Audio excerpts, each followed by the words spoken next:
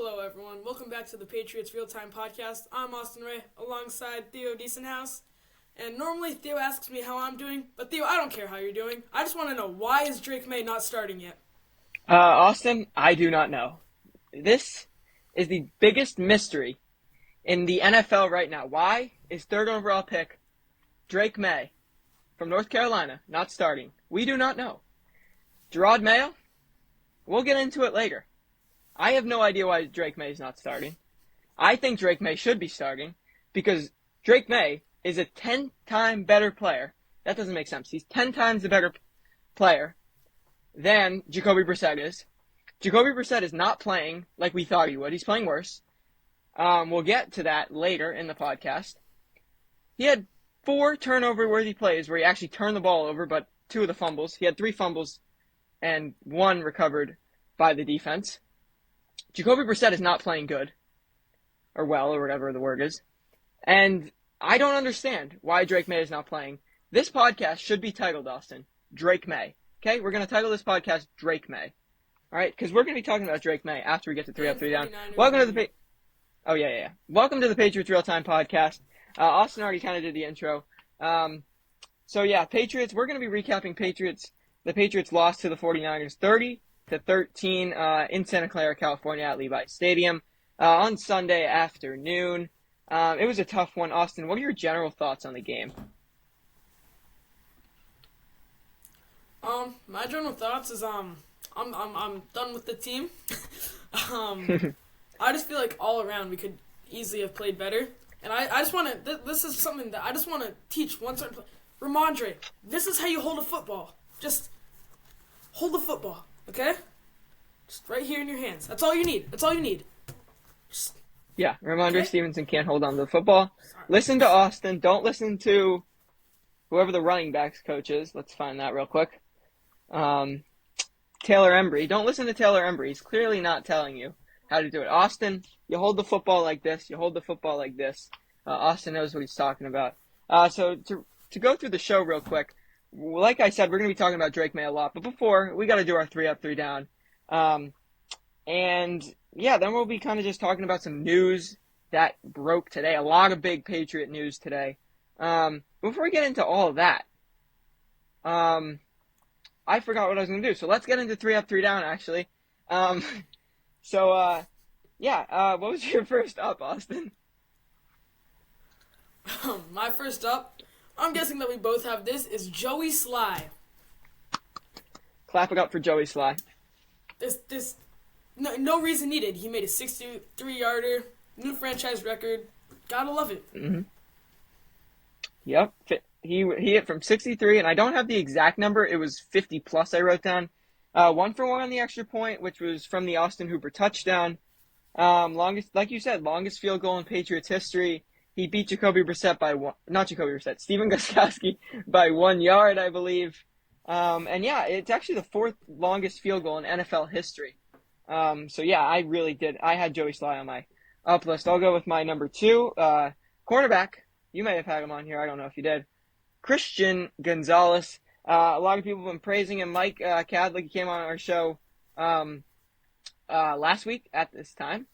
He said Christian Gonzalez was deserving of the praise, and he showed it. He allowed 1 for 10 on Ayuk. It was easily his best game of the season. He only allowed 2 catches from any 49er. And really, the only deep ball that didn't get completed was the one on Christian Gonzalez. He had great coverage. I thought he was going to be able to intercept the ball. Maybe if he was a little bit faster, he could have got to that one. Caught it like Willie Mays over the shoulder. Basket catch, if you know what I'm talking about. But, he had a nice tackle, too. He's been tackling extremely well. And that's kind of surprising because coming out, he wasn't the most physical guy. That was the one knock on him. That's probably why he fell to 17, because this guy is an extraordinary athlete. That's just unbelievable. He really is. And me and Austin were kind of, or Austin and I, whatever, we're kind of just, I don't want to say hating on him, but we weren't really sold on Christian Gonzalez this year. Austin's like the biggest Christian Gonzalez fan ever, too. He really proved me why I was wrong and why Austin was wrong also. Yeah. That's probably one of the happiest I've ever been to be wrong. I had Gonzo in mind too. One catch for only 10 yards, like you said, to Brandon Ayuk. Gotta love it. It's good to see him back like he was in the beginning of last year. Yeah, it is. Yeah, it's amazing. So we've had two. We're copying each other here. What was number 3 for you, Austin, on the up list? My number 3 was Antonio Gibson receiving. Receiving. Okay. Explain yourself. This might be unpopular, but he had 67 total yards with, I think, pretty sure the biggest play of the game for us, a 50-yard play. I mean, it's just good to see that someone's getting those yards that we need. Yeah, it is. He contributed to 50, or actually I guess 67, but on one play he contributed to 50 of Jacoby Brissett's 168 passing yards. So he really only had like 138 or whatever, because Antonio Gibson did 100% of the work there.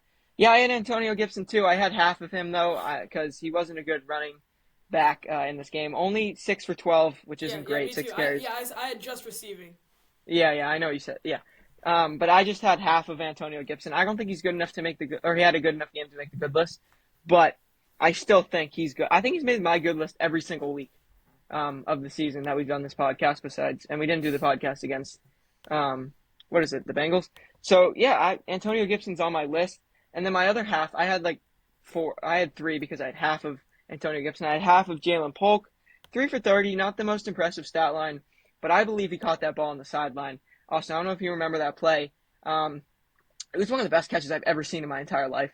Jalen Polk is an absolute stud. He's getting open time and time again. Jacoby Brissett, who we'll talk about soon because we both have him on our down list. Spoiler alert. But, Jacoby Brissett is missing him on a consistent basis. He's wide open. It's disappointing to watch, but Jalen Polk is an absolute stud. 3 for 30 on the day from him. What do you think about that, Austin?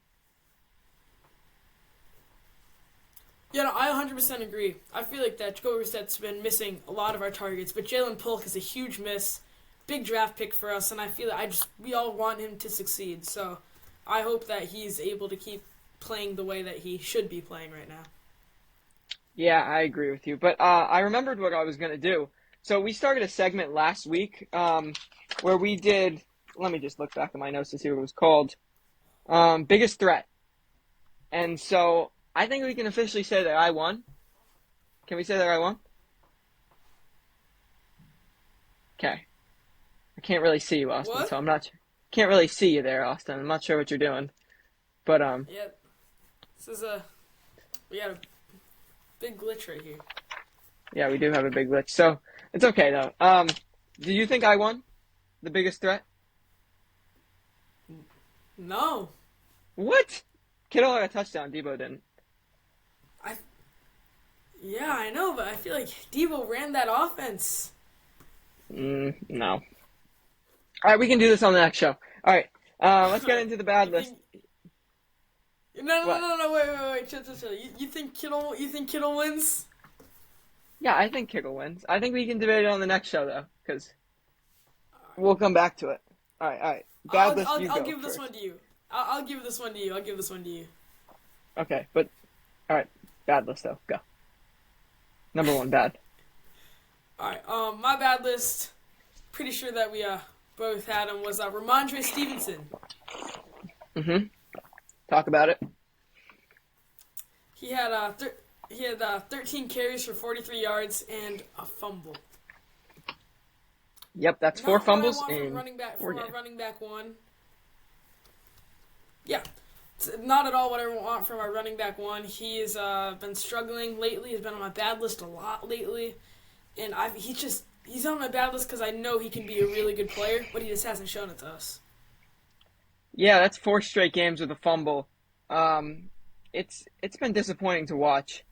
Ramondre kind of fumble. 4 straight games. Report came out today. He's going to be benched for Gibson. That's what that's not what Ramondre said. That's what Gerard Mayo said. So that's big news. Yeah, I had Ramondre on there. 4 games, 4 fumbles, 3.3 average. That's just not good. RB1. People are saying he's like one of the best running backs in the league. Week 1 and 2. He's not. It's been disappointing to watch, but I don't really fault. I mean, I fault the fumbles on him, but they're just stacking the box because they know that Jacoby Brissett, who's my second bad, cannot throw the ball deep. He can't be too high safety. So you know what they do? They do the single high look. They load the box with like 8 guys, and Jacoby Brissett is not able to counteract it. Alex Van Pelt knows there's no shot. He's got no shot dialing up a deep ball because Jacoby Brissett is just not going to throw it. He's too conservative. He's been terrible all year. I don't know if we talked about this before. I may have talked about this before when I was telling you why Drake May's not playing. He just hasn't been. He's just not been good. He's turning the football over, and then he's being too conservative. Austin, you cut out there. I don't know if you can hear me, but I'm probably talking to a wall right now. Jacoby Brissett. I know you can. Sorry. What'd you say? Yeah, I know. I recognized that, and I addressed. I recognize that. I addressed the audience about that, so we're good. Okay. Anyways, we're having some technical difficulties here. If you couldn't tell, I don't know if me and Austin are gonna look like pixelated people from Madden, but Austin, I cannot see him right now, so that's great. Anyways, what was I talking about? Jacoby Brissett. Oh, he had a 26.4 quarterback rating. It's bad. Jacoby Brissett, it's just not good. Austin. That Madden that rating is like what I get in Madden. That's not okay. No, really, you're that bad. I agree. Jacoby Brissett, he was on my bat. No. That's just a joke. Okay. Jacoby Brissett, he was on my bad list too. He's just missed game after game after game after game. He has missed each time. I'm just waiting for him to dial one up. I just want to see a good quarterback, which is why we need Mac Jones. Not Mac Jones. I'm sorry. Not Mac Jones. That's why we need Drake May. Yeah. Not Mac Jones. Drake May. So I agree with you. He's just too conservative, and he had the pick six. That was an outstanding play by Fred Warner. That was probably the greatest play I've ever seen a defensive player make, besides Malcolm Butler's interception. Fred Warner has got to be like one of the top 5 best linebackers of all time. That was pretty awesome. Aldevega Wall. I literally got a notification that Fred Warner had a pick six, and that is not at all how I expected that to go before the play happened. So, yeah, Twitter, you need to slow down and let my TV watch, okay? Christopher Price. All right, anyways. Let's get on my third bad here, Gerard Mayo. Just simply for not playing Drake May in the second half. The game was over at halftime. You were down 20-3 or whatever, 17 points, which is what you ended up losing by. You have to put Drake May in there, get him some experience, even if you don't want to start him, Gerard, because you're a fraud. I'm sorry, I didn't mean that, Gerard. But like, even if you don't want to start him, you still got to get him in there, get some experience. That's why you put him in against the Jets. This one, obviously, I think Jacoby Brissett was creating pressure for himself. What was your third bad? My third bad was our run defense. We allowed Jordan Mason to get 123 yards. Like, he's not their running back. Their running back, the best in the league, has been out for weeks. And we've let this guy, his backup running back, run for 123 yards on us. And he just ran all over us and did everything. It's infuriating. Yeah, the run defense has been pretty bad the last 2 weeks. Jordan Mason, not a household name by any means, but Kyle Shanahan, like I talked about this on the pregame show, he's able to dial up runs so well. They run the outside zone concept extremely well, better than anyone. That's what the Patriots are trying to run, and it worked for the first few weeks. If the Patriots can do it, then the 49ers can do it, and Austin is glitching out once again, actually. I don't know if you can hear me here, but Austin, can you hear me? Okay, he can hear me. Good. Yes. Yeah, we're having some really technical difficulties here, and this is pissing me off because we had a good show today. But it's okay. We can still and you said you had 4 bads, right? Yes. So, my other bad, not including Jacoby Brissett, we already covered that topic, was the secondary. Look, it was not their worst game by any means, but other than Gonzo, we're still playing really bad, I feel like. Yeah, I agree with you there. Kyle Duggar goes out, and I know me and you had the debate last week about Kyle Duggar and if who we thought was better or whatever. But yeah, Kyle Duggar is actually pretty important. I was kind of wrong there, but yeah, they're probably going to be without him for the season. That'll wrap up 4 up, 4 down because we had a few extra there. But yeah, let's get into some news that we have to cover. Kyle Duggar, the guy that we were just talking about, out for an extended period of time. I don't know what that is. Not officially placed on IR. This was a report. This is not from me. He's out for an extended period of time with an ankle injury. That's huge. How huge is that to this defense after just talking about the secondary, Austin? Look, we had that whole conversation last podcast, and then the secondary, once Duggar goes out, the secondary playing like that just shows that Kyle Duggar is the man on our defense. And I know that we disagreed on this last time, but I think we can all agree now that missing Kyle Duggar is a huge key to our defense. Yeah, I agree with you there. He's actually pretty pivotal. Peppers had a good game though. He stepped up when Duggar went down. But Del Pettis, oh my goodness, that guy should not have made the roster. I love you, Del. I'm sorry. You are just, oh my goodness. You kind of, okay, sorry, Del. I don't mean to rag on you there. I know he's showing the Del Pettis autograph. Okay, I don't care. Okay, you made the roster. Congratulations. We love you, Del. Del. We do love you, Del, but you need to play better. Yeah, I wrote a comment on his page saying, don't mess with 2-4. If you want to win the game, you got to mess with 2-4 because, you know.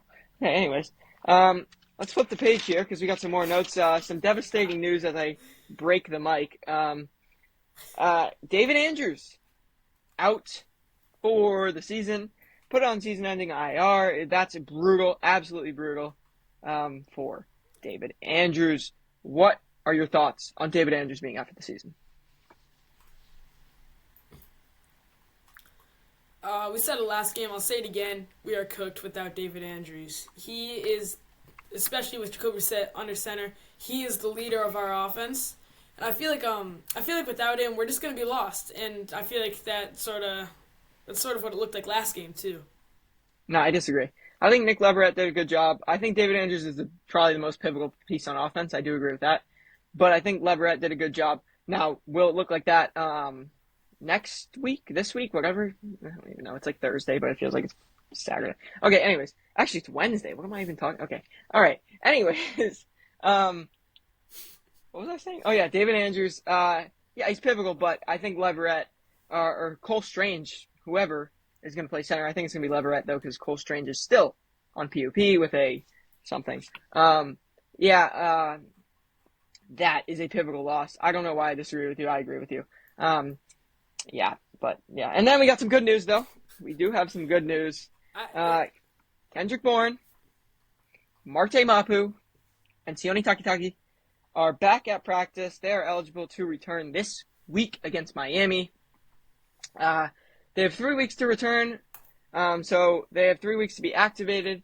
So if they're not activated after 3 weeks, I believe, from today, then they're out for the season. So, yeah, 3 weeks to be activated. Hopefully, all 3 of them are activated this week, because Mapu and Takitaki especially are going to be a huge help in that run defense that you mentioned as one of your bads. And Kendrick Bourne, a guy that's probably your best receiver by far.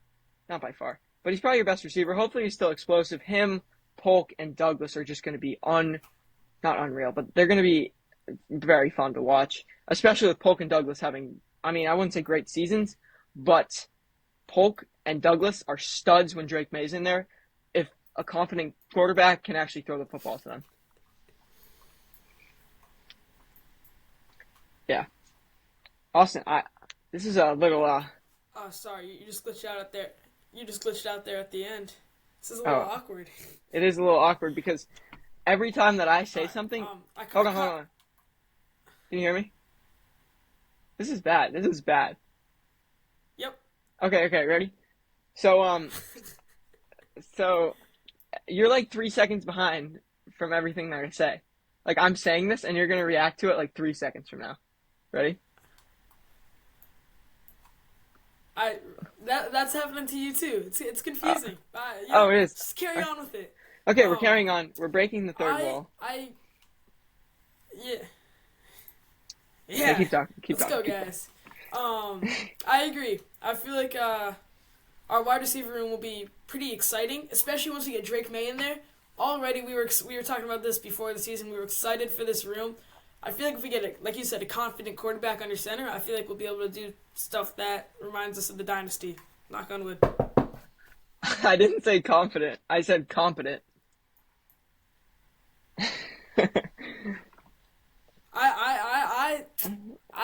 Yeah, you didn't say that, but I did. Okay.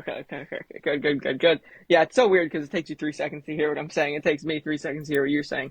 But yeah. So now I have a big take here that I prepared on why Drake May should be starting. Here we go. Drake May should be starting. We have a few points here. Number one reason why Drake May isn't starting is because Gerard Mayo, like I said earlier, he's a fraud. I don't agree 100% with that. Excuse me. Gerard Mayo knows that if he can wait out Drake May and not have him start, he's not getting fired. Alex Van Pelt is the guy that he's going to frame for not wanting to start Drake May, because it's been all along. Mayo's wanted to start Drake May for a while. Alex Van Pelt has pushed back consistently. Now, I don't know if that's still the case, but Gerard Mayo, in his heart of hearts, he wanted to start Drake May week 1. And that's not a report. That's not a fact. That is just my opinion. Yeah, he knows that if he doesn't start Drake May, he's not going to get fired. It's going to be on Alex Van Pelt, and he's the scapegoat for that. That's one of my thoughts, one of my opinions on why Drake May is not starting. We got 7, just so you know, Austin, so buckle up. Number 2, Drake May. Oh, wait, I already kind of covered number 2, so we actually have 5 more. Okay, if I could read, that would be helpful. We also covered number 3. Okay. Oh, here we go. Here's another take that we have. You cannot put Drake May behind this offensive line. You have got to be kidding me. What do you mean you can't put Drake May behind this offensive line? Is it bad? Yes. Is it going to get better next year? Probably, hopefully, with Will Campbell or Banks or whatever his name is. But you're telling me that you can put Jacoby Brissett, who is another human being, another professional football quarterback, behind this offensive line, but you can't put Drake May? That is straight up disrespectful to Jacoby Brissett. He was asked about this on the afternoon show with Andy Hart. I don't know who the other guy is. And he said, yeah, it's really disrespectful to me when people say that, because we're going to sacrifice my life, which is not his life, his career, and the Drake May is not going to, we're not allowed to put Drake May in when I have to play behind this awful offensive line. And he obviously didn't say this awful offensive line, but at some point, the offensive line's not getting better this year. And I want to ask, if I was in a press conference, I'd raise my hand. Hi, Gerard. My name is Theo from Patriots Real Time. Do you plan on starting Drake May this year? I want to hear what he says. Because if he does, then the offensive line take is just so lazy. Because, one, David Andrews not coming back this year. How much better is Vidarian Lowe than whatever, Trey Jacobs or whoever you have at left tackle, Caden Wallace? He's not much better. It's such a lazy take, that is. I don't understand it. And then the next lazy take is that Drake May isn't ready, okay? And the people that say this, oh, you want to start him when he's ready, and then they're contradict themselves by saying, well, I guess when he gets in, he'll never be ready. He will never be ready until he plays. So might as well play him now if he's never going to be ready. I don't understand these lazy takes that these people are having. Drake May should be playing right now. He should have been playing since week 1. Instead, we have to watch this crapshoot where Jacoby Brissett is arguably competing for the worst quarterback in the NFL. He should be benched. If this was any other situation, Jacoby Brissett would be benched because you have the 3rd overall pick. And if you're too scared to play him, what the hell is the point of taking him in the 3rd overall pick? If Gerard Mayo says that Jacoby Brissett is outperforming Drake May, and you planned on starting Jacoby Brissett for the entire season, what the hell is the point of taking Drake May with the 3rd overall pick when Malik Neighbors, Marvin Harrison Jr., and a generational left tackle and Joe Alt was on the board? This is the most lazy thing I've ever seen in my entire life, from the media to the coaches. I don't understand it. You have to start Drake May right now. Austin, what's your opinion on that take after you hear this in 3 seconds? Okay, wow. There was a lot that was just said. So I sort of agree. I sort of don't. I agree that Drake May should be starting right now, 100%. But I don't agree with the take on the offensive line. I think when we say like we're putting Jacoby Brissett's career in the hands In of the jeopardy. offensive line, he doesn't have much time left. He knew he was coming in to do this job, and I feel like if he knows he's coming in to do this job, he can't feel offended. What does But he know he's coming in to do? What job? I think he's ready. I think he should. He's coming in. Prepare not Jacoby Brissett. Coming in to prepare Drake May, and that means standing behind this offensive line. He can prepare Drake May without getting absolutely killed and having to be the sacrificial lamb for Drake May. Like, I think it's a bad take saying, like, yeah, we can't have Drake May get absolutely beat up by this line. Oh, but Jacoby Brissett, screw him. Let's have him absolutely get killed by the pass rush when we can't have our precious savior Drake May get killed by the pass rush, which he'll do a better job of getting out of, in my opinion, because he's more mobile because Jacoby Brissett runs like a 5'3", 40-yard dash. Sorry. That was a bad take by me. But I do 100% agree with that. I feel horrible for Jacoby Brissett. We really need this offensive line to step up. I feel like if you want to start Drake May, I say go for it. If you don't want to start Drake May, I understand. Wait another week or two and put him in. But what's another week or two gonna do? That's what I'm saying. I got no idea. Exactly. I trust what Gerard Mayo is gonna do with this. But No. I just hope the best comes out of this. Why do you trust Gerard Mayo with this? He literally has done absolutely nothing to deserve your trust. Well, I feel like they're just trying to do the opposite of what they did to Mac Jones. Gerard Mayo. So Gerard Mayo wasn't the head coach when Mac Jones was here, and I don't think Mac Jones was ruined from playing too early, in my opinion. I have no idea what he was ruined for. I was not living here at the time, so I wasn't really watching that much football. Were you actually not? No, the time zone was crazy. Oh, okay. All right. We don't. Yeah. Okay. The time zone switch, I wasn't able to. Oh, Yeah. all right. No, all right. But I just feel like I do want to start Drake May 100% right now. Put him in, but I don't want him to get hurt or I don't know, ruin his career. I know it's not going to happen. It's not going to ruin his career, but I just want the best possible we can get out of him. Why are we so worried about injuries from Drake May? I don't understand this.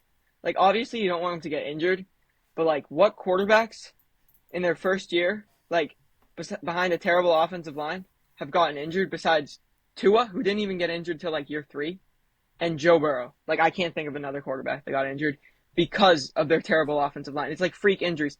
Obviously, if you take as many hits as Jacoby Brissett, you're going to get hurt. But Jacoby Brissett is doing absolutely nothing to help his case. Drake May can get the ball off quicker because he can anticipate throws, which Jacoby Brissett can absolutely not do because he's not a good quarterback. And I apologize to you, Jacoby, but everyone knows that. You're in year 9 and you're with your like 5th team. So you're not a great player, and I apologize for saying that. But everybody knows that. And he can't anticipate, and he doesn't fit into tight windows. So he's forced to take 6.5 sacks like he did last game that are mostly on him because he can't, even if there's a close window, he needs to see a guy wide open. I think Drake May has 2 sacks in that game. Taken. And by the way. No, I agree. By the way, I'm just nitpicking at you right now. Like, your take is good. I agree with you. I'm just nitpicking just to, Yeah. No, we're chilling. Yeah. I agree. I feel like Jacoby Brissett, he's immortal. I don't know how he does it, how he's still playing. Every time he gets up from a hit, I just see him grimace, and I'm like, oh, here comes Drake May. But he somehow gets back up and continues playing. But I agree that Drake May would be able to find those windows because Drake May is a better overall quarterback than Jacoby Brissett. Yeah, I completely agree with you. I think it's kind of easy to say that he's better. I mean, he might not be. You never know. He might be worse than Jacoby Brissett, but yeah. Okay, let's get into another topic right now. I have a few more topics prepared, Austin, just so you know. We'll get into some heated debates over these. Actually, probably not, but actually, yes, we will. Not this topic specifically, but I'd say, are you on, just a quick question before we get into this, are you on team tank and get a great pick, or are you on team, we still got Drake May, let's see what happens, let's start to win games? I'm on team. We got Drake May. Let's just see what happens and start to win games. I personally do not want to put up with another season like last season. I want to root for a football team, and I want to see what Drake May can do. I completely agree with you there. Last year I was on team tank because the quarterback was going to be, that's essential. I think you can get Will Campbell at 8, and I don't think this team is going past 8. Personally, I think you can get Banks at 8 too. So let's take a look at the Patriots schedule, since we are both team win, I guess. So we're just Patriots fans, I guess. But yeah, the next schedule, the next 5 games, maybe we'll expand it too. If I had the schedule right here, but now I don't. We'll expand it too if we're feeling kind of cool here. The next few games, you got the Dolphins. The Dolphins who are stumbling without Tua Tagovailoa. They stink. Tyler Huntley, that's a win. That's a win in my book. You got the Texans. Maybe an upset, but I don't think so. I think they lose that one. Austin's going to be there. Sorry, Austin, you might not win that one. You got the Jags. 0-4. They're terrible. They are a terrible team. They're the worst team in the NFL. You're facing the 1 and 2 picks of the draft. See ya. You're beating Jacksonville not in Germany, in London. You got the Jets. I mean, you'll probably lose that game, but they're stumbling. You got the Titans. They suck. You're probably going to win that game. You got the Bears. They're not too much better than you, and that's probably when Drake May will be in, hopefully. You got the Rams. They're 1 and 3. Austin is reconnecting right now, so hopefully you can hear me. The Bears, they stink. We just moved past the Bears. The Dolphins, again, who knows if Tua will be back. And the Colts, they're also not great. And then you got the Cardinals. That's like the easiest schedule in the NFL. And then you got the Bills, Chargers, Bills to finish it out. You can realistically win like 7 games. Like, realistically. The way some of these terrible teams have been playing. I agree. I feel like a lot of those teams are stumbling like Tua did after he took that hit. I'm sorry, Tua. Oh my that was goodness. A mean joke. Yeah, that was mean. Yeah. But I feel like that the Patriots can come out with a season that we can look back on a rebuild team, and a season we can look back and be like, okay, we weren't that bad. We weren't good, but we weren't that bad. So I do want to see a good amount of those games won. Yeah. I agree. Maybe they'll upset Buffalo. You never know. You got Buffalo like 2 weeks, kind of like almost back to back, but not really. You got Buffalo, Chargers, Buffalo. That's weird to end the year. But yeah, now we're gonna go through my most controversial segment in the history of the Patriots Real Time Podcast. I'll be going through most of the coaches, seeing if you should be fired or not. Austin is gonna definitely disagree with me here, and I just hit the sketch for no reason. But let's start off with Gerard Mayo. Get out of here, Gerard. I'm sorry. I really am. I love Gerard Mayo's hire. But it's time. It's actually not time. But at the end of the season, you got to go. Thundercat is going to fire you, buddy. That's his nickname for Robert Kraft. I don't think he's scared. He's coaching scared right now. He's coaching for his job, and he's 4 weeks in my opinion. He's on the hot. His seat's starting to get warm. Austin is shaking his head really hard right now, but I'm not going to let him get his opinion in because I still got more about Gerard Mayo. But yeah, Gerard Mayo. You don't want to play Drake May, in my opinion, because you don't want to get fired. That's something that you don't want to hear out of your head coach or see out of your head coach. This is an opinion. Austin, why are you disagreeing with me so heavily right now? Basically, I disagree with everything you just said. He's a first-year coach, and we have to take that into consideration. Yeah. And he's a first-year coach with a rookie quarterback. And what do you mean? His quarterback isn't even playing. The rookie quarterback isn't even playing. I know. So I do agree that he should be playing Drake May, but I don't feel like that's a reason for him to lose his job. Not at all, especially for a first-year coach. Maybe if you're a coach that's been coaching a team for 10 years and you guys have sucked all those 10 years, but not for a first-year coach. I feel like he's got to have a better support group, maybe. But I don't think that he's as bad as a coach as you're putting it. I mean, he might not be, but in my opinion, he's pretty bad. I don't think we'll get fired this year, just speaking from a realistic standpoint. Yeah. Go ahead. Like Mike Cadlick said on our last show, or our show with him, he said the Patriots have never felt more. They haven't had this energy in a long time, and that is because of Gerard Mayo. He's made the team happy. He's made these Friday fun days or whatever, and I think that's gonna help the team in the long road, especially. I didn't freeze, by the way. I'm just looking at you disappointedly. So I don't care about the culture. Like, the culture was terrible for 20 years, and they won 6 Super Bowls. I'm not going to say it's terrible. It wasn't terrible. 2017, it was terrible. They made it to the Super Bowl. This year, the vibes are immaculate, and guess what? They're 1-3. Who cares about the culture? I disagree. Yeah, maybe he's a good coach where he's not even a coach. Maybe he's a good, rah-rah guy, good team leader, good whatever. He could be they describe him as a leader of men. He's proved that he's a leader of men. Now, he's not a good coach, though. I don't think that makes him a good coach. Friday fun days and whatever only go so far, in my opinion. At some point, you got to win football games. They have not been winning football games. This team could realistically go 1-16. They could also go 7-10. Like I said, but I think that Gerard Mayo realistically is fired halfway through next season. I think any other coach, he's probably fired after this year. I just think Robert Kraft doesn't want to lose that relationship, which will hurt the Patriots. And you're going to miss out on Brian Daboll, and that's going to hurt you long term because Brian Daboll and Drake May would be absolutely insane together. You're reconnecting again, Austin. Hopefully you can hear me. Oh my goodness, this Wi-Fi sucks. But yeah, Brian Daboll and Drake May would be a nasty duo. All right, rebuttal me, Austin.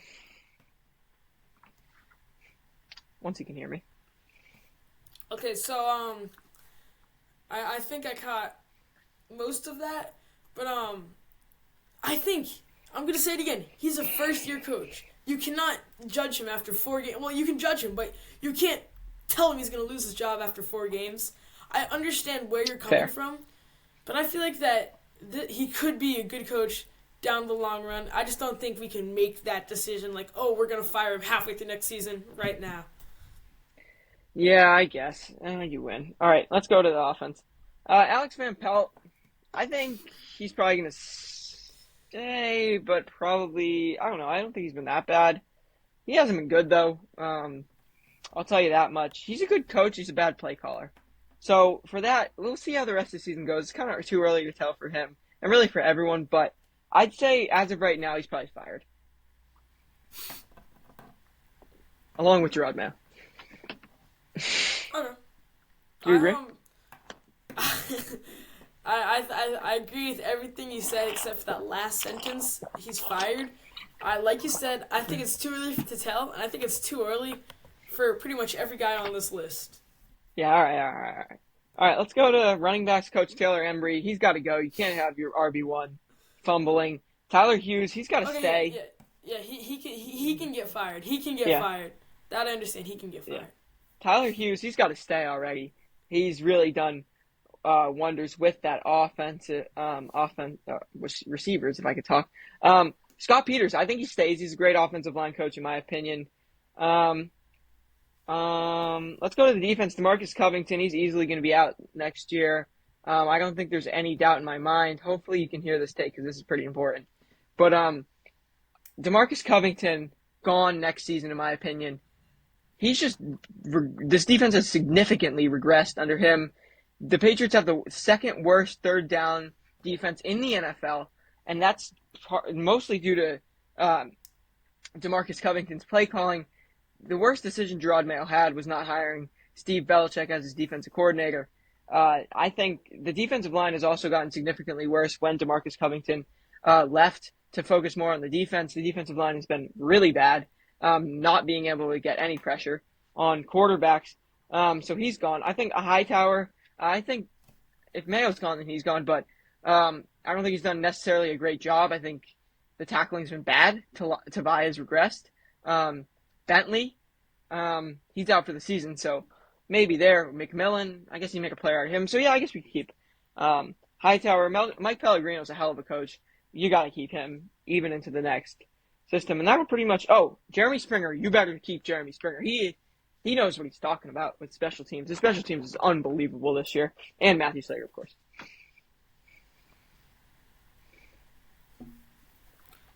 Okay.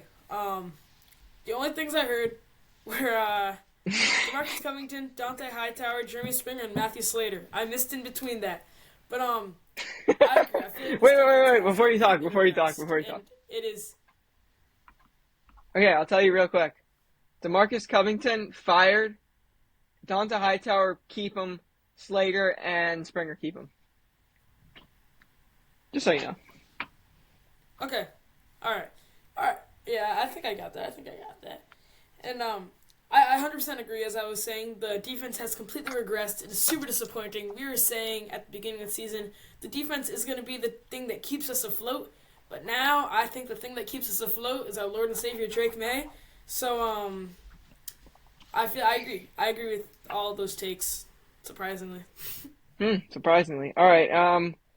I don't think we got anything else here. Unless you got anything, Austin.